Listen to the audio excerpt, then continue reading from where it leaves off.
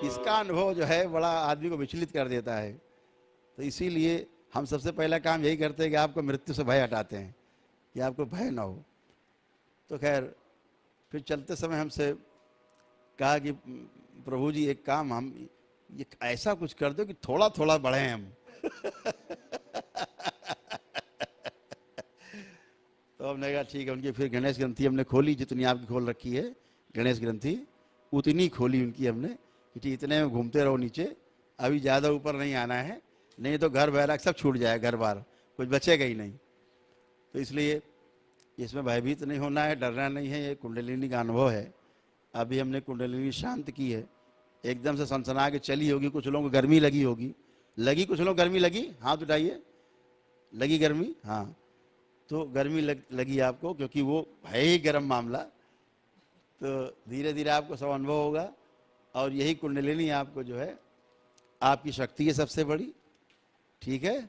3.5 कुंडली मार के बैठी है, यही सबसे बड़ी शक्ति है आपकी, जो आपके ईड़ा और पिंगला जो दो आपके रास्ते हैं, है ना, इनके बीच में घर्षण से जो पैदा होता है उसे हम सुषुम्ना कहते हैं।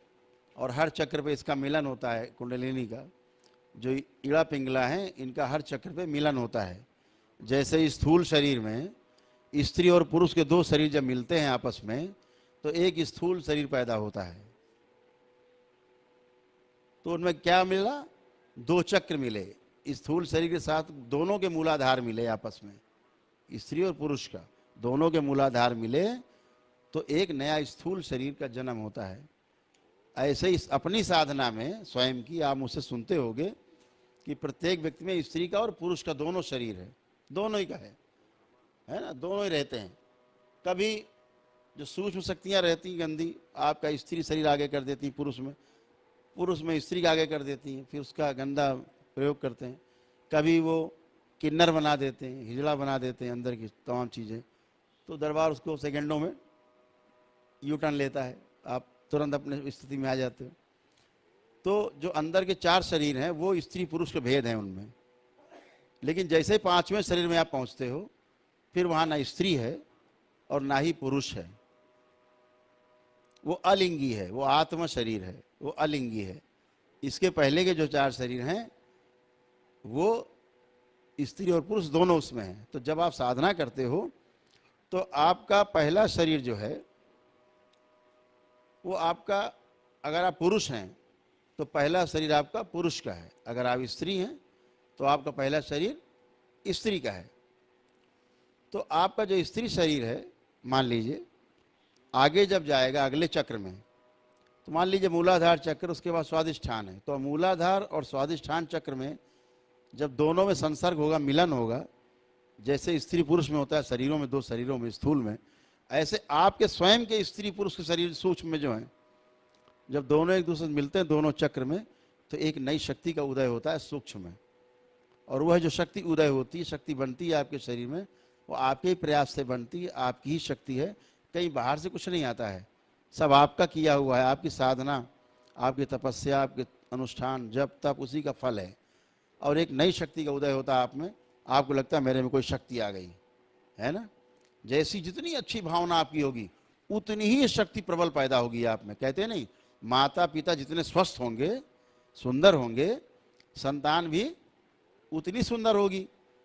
इसी तरह आपका जितना मन सुंदर होगा, आपका चित्त अहंकार से रहित होगा, तो जब आपके अंदर के चक्रों का, अंदर के चक्रों से मिलन होगा सूक्ष्म में, तो उससे जो शक्ति उत्पन्न होगी वह उतनी सात्विक, उतनी विशाल और विराट होगी और शक्तिशाली होगी।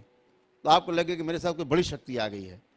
तो ये लेकिन प्रयास आप ही का है, इसको मत भूलो, इसे हमेशा ध्यान रखना। जो भी करते हो आप, जैसे दरबार में आप जुड़े, तो हमने कुछ किया क्या कि हम आपको झाड़ने फूकने गए, कि हम आपको हवन कराने गए, कि जब तब कराने गए? सब आप ही ने किया ना, सब कुछ आपने किया, अपने आप किया और आप अच्छे हो गए। तो सब आप ही करते हो। आपके अंदर केवल आपका भाव, वही आपका सर्वश्रेष्ठ है, वही आपको ऊपर ले जाता है, वही आपको नीचे गिरा देता है। तो साधना में भी आपको जितना भाव सुंदर रहेगा, उतना ही अंदर शक्ति निर्मित होने वाली शक्ति जो है उतनी विशाल, उतनी विराट और उतना ही शुद्ध, पवित्र, सात्विक होगी। और शक्तिशाली होगी। आप उसी शक्ति के द्वारा काम करते हैं। तो आदमी जो आपके जैसे लोग प्रयास नहीं कर रहे हैं, वो कहता है इसमें ऐसी कौन सी बात होगी, अलग से दिख रहा है आदमी। तो अलग से इसलिए दिख रहा है कि आप में एनर्जी पैदा होगी। फिर उसके बाद अगला चक्र चले, स्वादिष्ठान से आप चले मणिपूरक की तरफ, फिर इन दोनों का संसर्ग हुआ, फिर एक नई शक्ति पैदा हुई, और ऐसे करके एक नई नई शक्तियों का उदय होता जाता है आपका। और जो गुरु कृपा रहती है तो आपकी ग्रंथियां गुरु खोलता है। अगर ये ग्रंथि नहीं खुली तो फिर आप कुछ भी गति नहीं कर सकते, कभी भी नहीं कर सकते। यही फंसाव है, यही उलझन है। जैसे गायत्री महामंत्र है, पता है आपको, गायत्री महामंत्र अपने आप में बहुत शक्तिशाली है। वो तो गायत्री महामंत्र है, ओम नमः शिवाय अपने आप में शक्तिशाली है। हम तो ओम नमः शिवाय भी नहीं बोलते, ओम ही बोलते हैं, केवल ओम। उतने में टेढ़ा हो जाता है आदमी। हम बोलते हैं, पूरा भी नहीं बोलते ओम नमः शिवाय, केवल ओम बोल देते हैं, उतने में टेढ़ा हो जाता है। तो कितनी शक्ति है शब्द में, बहुत। लेकिन वो शब्द जो है आपके भाव से युक्त है, ठीक है। तो भाव आपके चित्त में जो है, जब चित्त से आरोपित होता है तो और सुंदर और प्रखर होता है और तेज होता है, बहुत शक्तिशाली होता है। जितनी आपकी स्मृतियां हैं वो सक्रिय रहती हैं। तो आपको अपने भाव बहुत सुंदर रखना है। जितना सुंदर भाव होगा उतने अच्छे आप होगे, उतनी अच्छी शक्तियां होंगी, उतना अच्छा कार्य भविष्य में आप कर पाओगे, ठीक है। इस बात का विशेष ध्यान रखना। अगर आपको ये वीडियो पसंद आया तो प्लीज़ लाइक करें, कमेंट करें, शेयर करें और मेरे इस चैनल करौली की कृषा को सब्सक्राइब भी कर लें। जय माँ बाबा की, हरि हर।